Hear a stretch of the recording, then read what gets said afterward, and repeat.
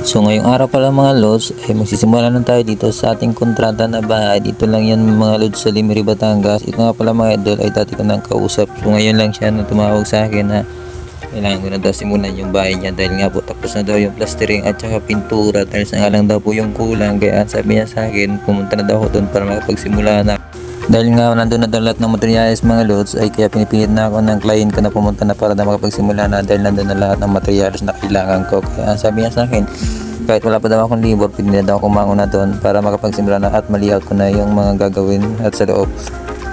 Dahil nga pinamamadali na to ng may-ari mga lods ay kaya pinipilit na akong magsimula na dahil nga daw bago mag December ulit. Salamat sa mga idol sa lahat ng mga sumusuporta sa aking page. Ayun lang mga lods. Bye bye.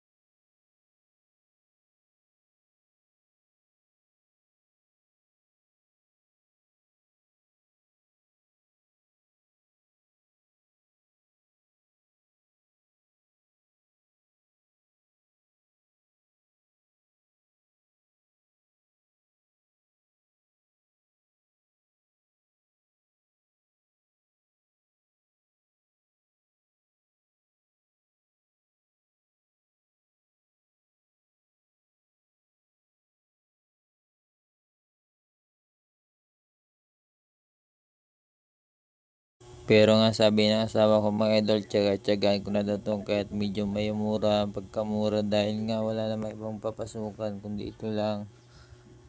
Sabi nga ng mga idol ng mga kasama ko, tsagaan ko na daw kahit pa paano ay magatustos na ito sa panggastusin pang araw-araw. Nandito.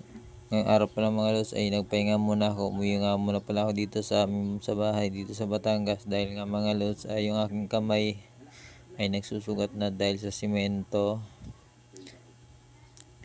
Kaya mga lods, sabi ko muna sa kausap ko ay papahinga muna kahit ilang araw lang para humilam lang ang sugat ng aking kamay. So